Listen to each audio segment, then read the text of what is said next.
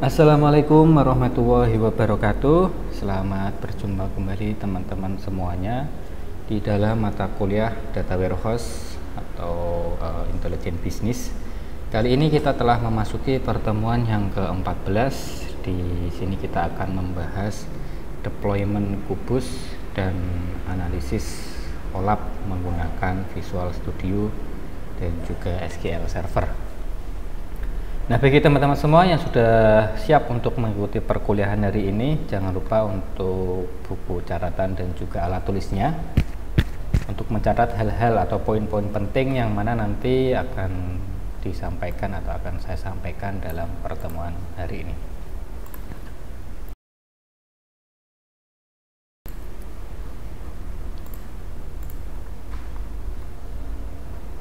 Oke, jadi untuk pertemuan hari ini nanti kita akan melihat ya, untuk mendeploy Kubus dan juga untuk analisis ya, analisis dari online analisis ini ya, OLAP.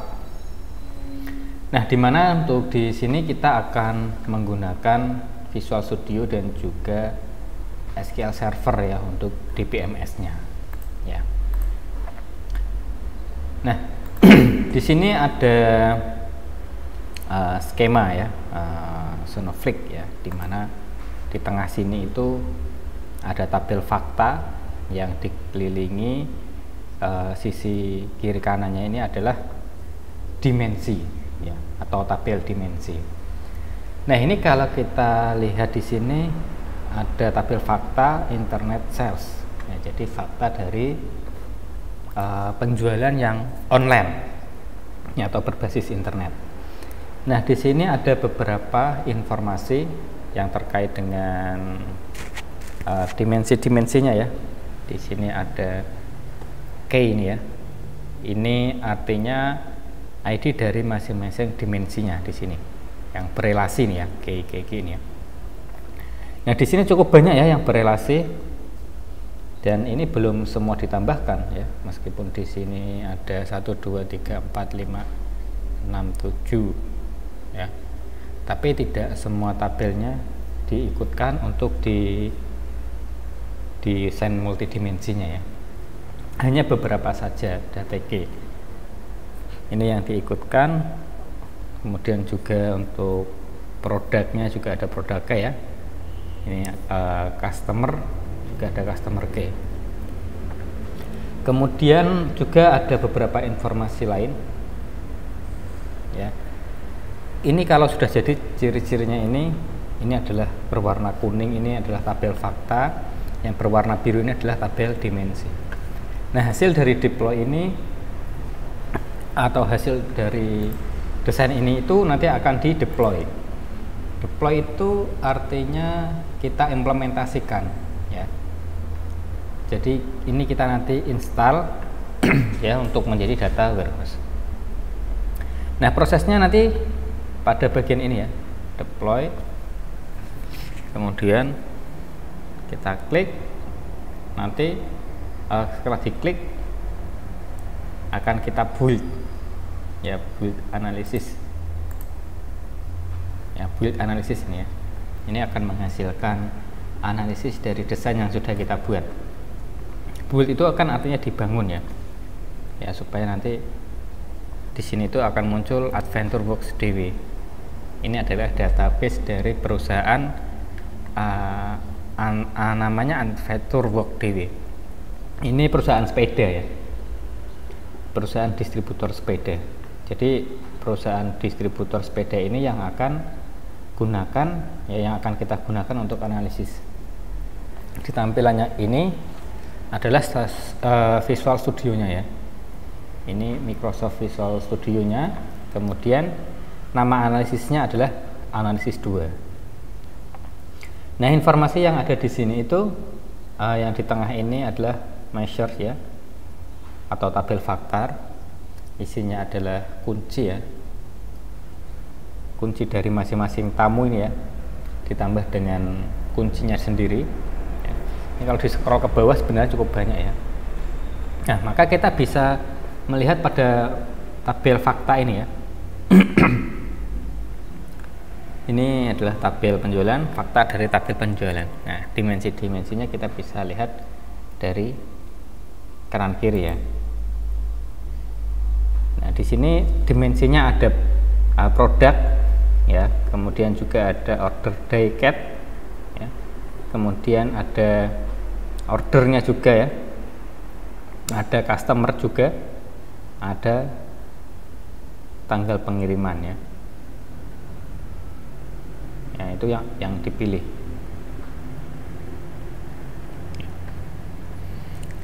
Nah, setelah nanti dibuat dan menghasilkan adventure work ya, ini menghasilkan tabel itu mulai dideploy, nanti akan tampil di sini. Ini halaman proses kubusnya ya, data latihan OLAP.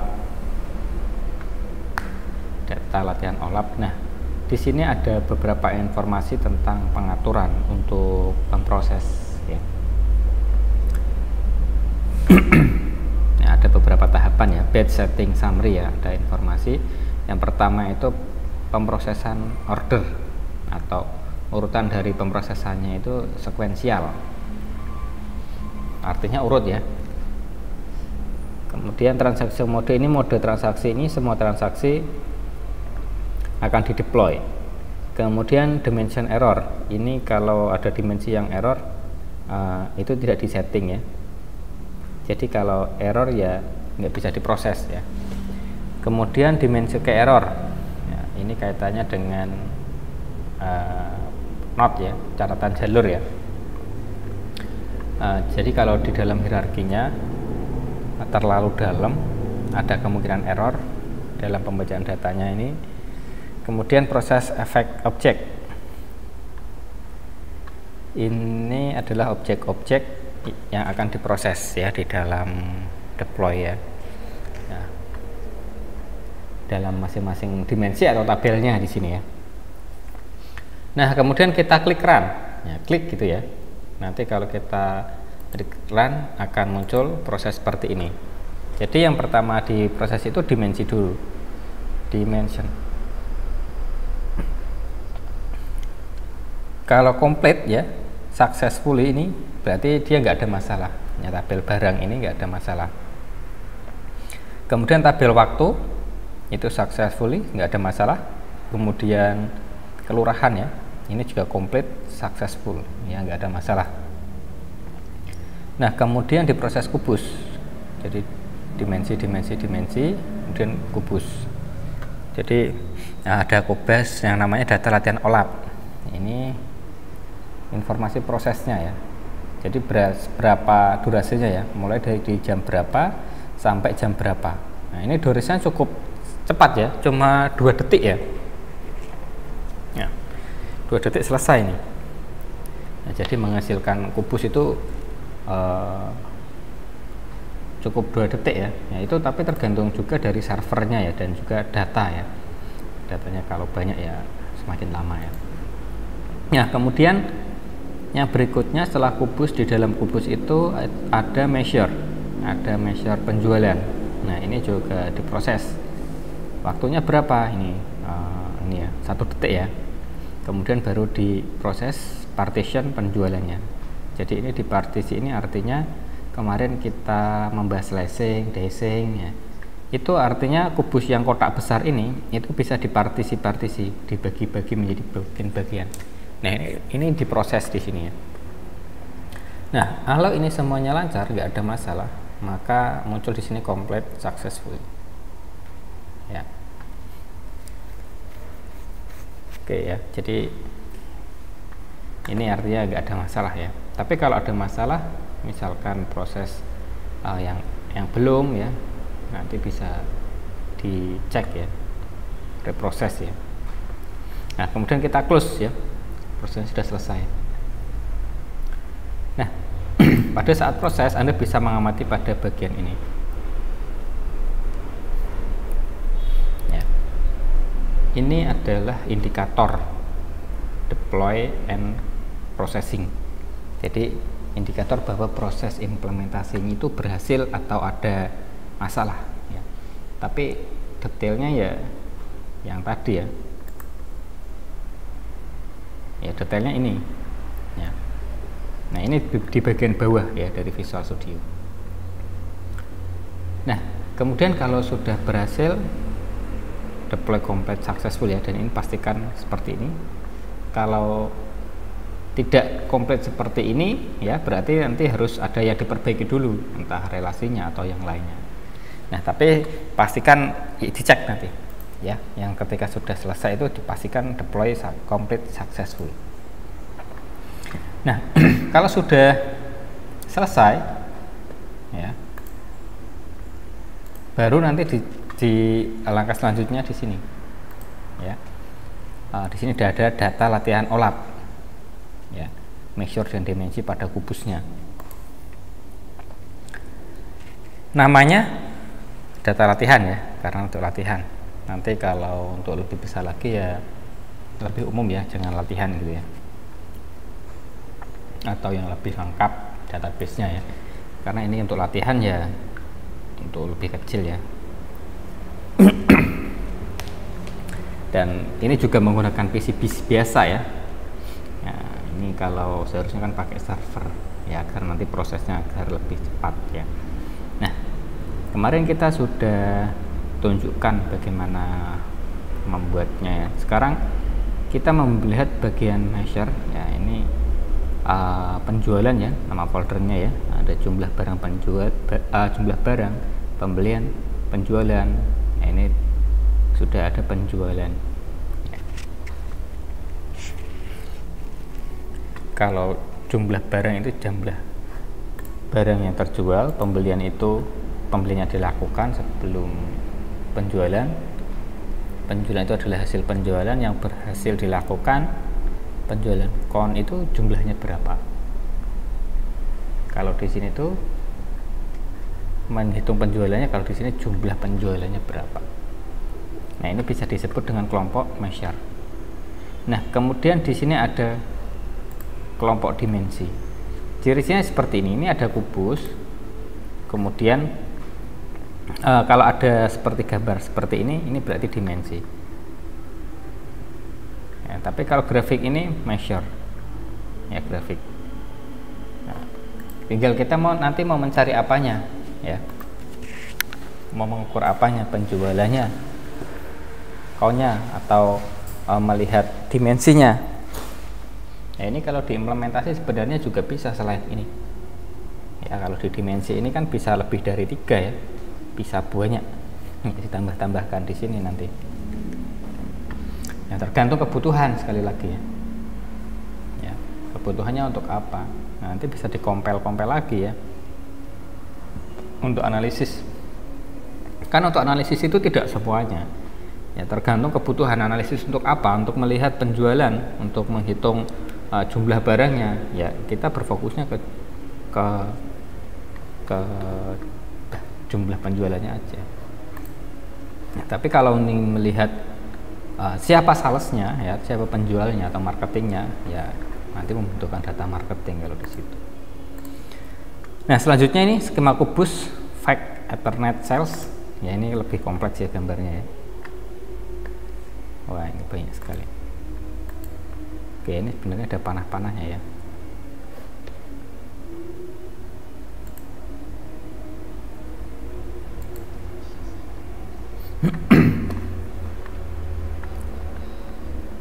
Nah,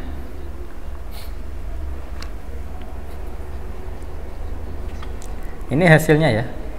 Jadi ketika kompilasi selesai,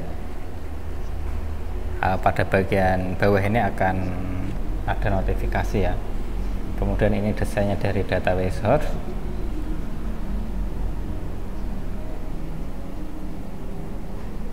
Ya.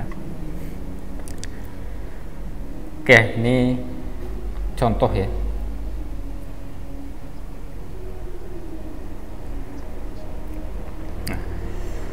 Oke, bisa dipahami ya sampai sini ya teman-teman ya.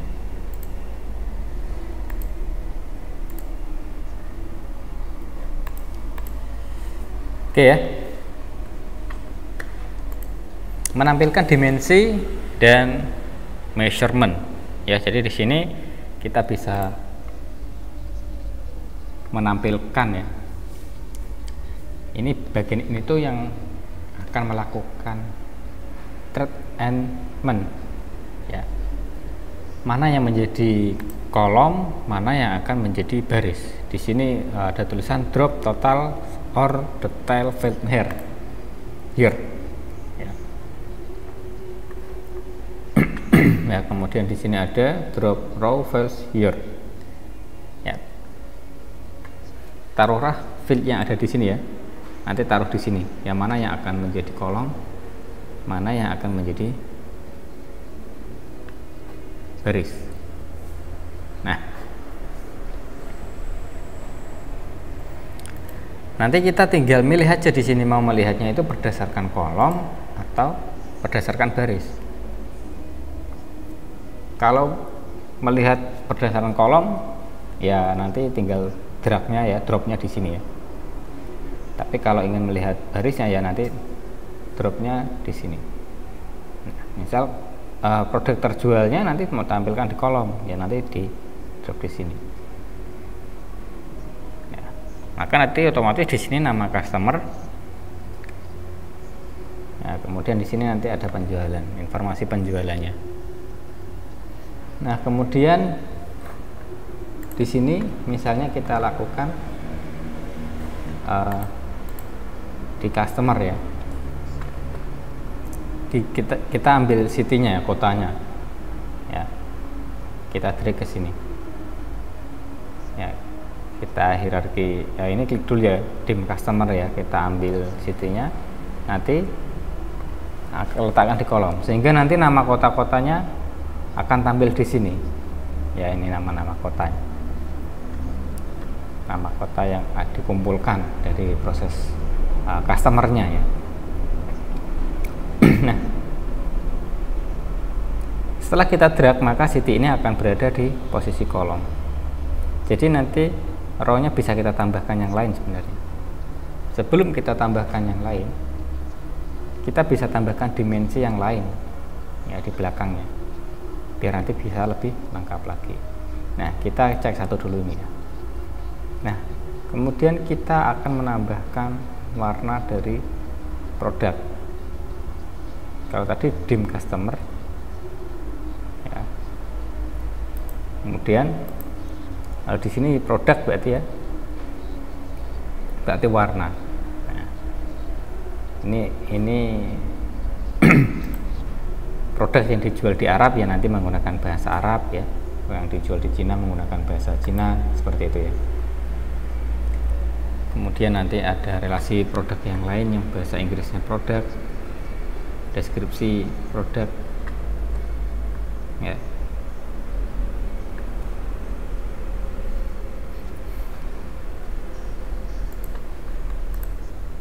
Oke. Nah, ini akan keluar seperti ini ya. Warna produk ya. Di kota ini terjual berapa ya. Oke. Nah, jadi seperti ini ya hasilnya ya.